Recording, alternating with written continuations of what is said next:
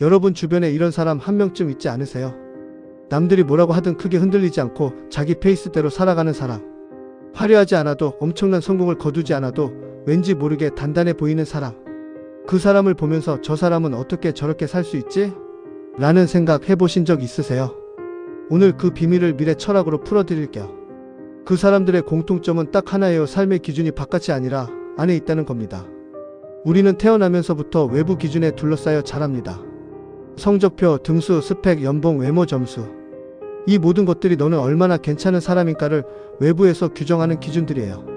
그러다 보니 우리는 자연스럽게 이 외부 기준을 내 삶의 척도로 삼게 됩니다. 남들보다 높으면 괜찮은 것 같고 남들보다 낮으면 부족한 것 같고 비교가 삶의 기본 모드가 되는 거예요. 근데 여기서 근본적인 문제가 생깁니다. 외부 기준은 끝이 없어요. 1등을 해도 더 잘하는 사람이 나타나고 100억을 벌어도 1000억 가진 사람이 있고 아무리 잘해도 항상 나보다 나은 누군가가 존재합니다. 외부 기준으로 살면 만족은 영원히 오지 않아요. 밀은 이 구조를 정확히 짚으며 말합니다. 타인의 기준으로 자신을 평가하는 사람은 평생 타인의 삶을 살게 된다. 그렇다면 자기 기준은 어떻게 만들어지는 걸까요? 핵심 내용 1자기 기준이란 무엇인가? 20만420 내 안의 척도를 발견하는 법. 자기 기준이라고 하면 뭔가 거창하게 들릴 수 있어요. 나만의 철학, 나만의 가치관 같은 것들이요.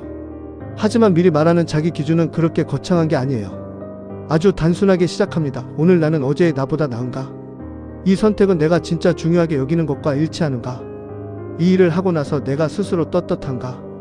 이런 질문들이 자기 기준의 출발점이에요. 남과 비교하는 게 아니라 어제의 나와 비교하는 것. 남이 중요하다고 하는 것이 아니라 내가 진짜 중요하다고 느끼는 것을 기준으로 삼는 것. 밀은 이걸 내면의 법정이라고 표현했어요. 우리 각자의 안에 판사가 있어야 한다고요. 그 판사가 외부의 시선이 아니라 내 진심에 근거해서 판결을 내릴 때 비로소 자기 기준이 생기는 겁니다.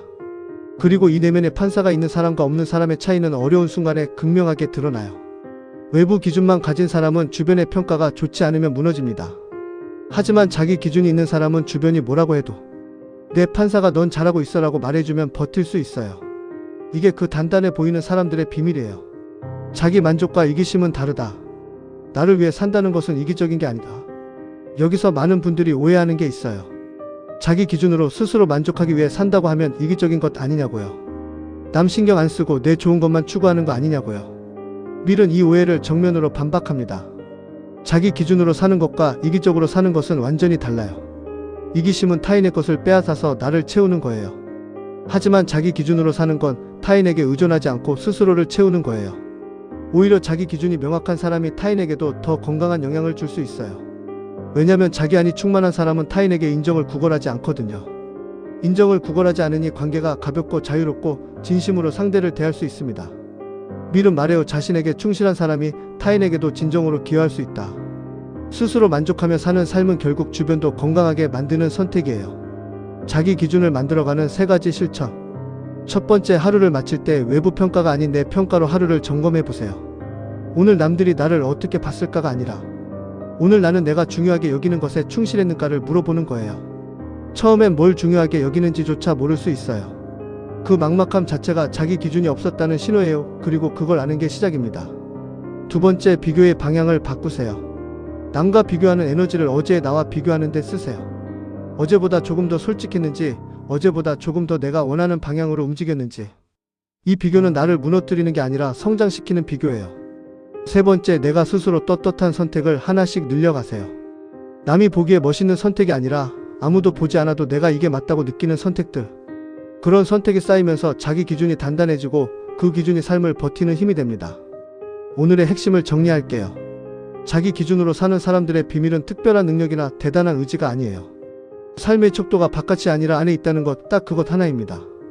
외부 기준은 끝이 없고 비교는 만족을 주지 않아요. 하지만 내 기준은 내가 만들 수 있고 내 만족은 내가 채울 수 있습니다. 밀의 말을 기억하세요. 타인의 기준으로 자신을 평가하는 사람은 평생 타인의 삶을 살게 된다. 오늘 딱 하나만 해보세요. 오늘 하루를 마치면서 남의 시선이 아닌 내 눈으로 나를 한번 평가해보는 것. 나는 오늘 나에게 충실했는가? 그 질문 하나가 자기 기준을 만들어가는 첫 번째 벽돌이 될 거예요. 다음 편에서는 9번 주제, 자존감의 근원을 바꾸는 철학, 누군가의 인정 없이도 나는 충분하다로 돌아올게요. 오늘도 끝까지 함께해 주셔서 감사합니다.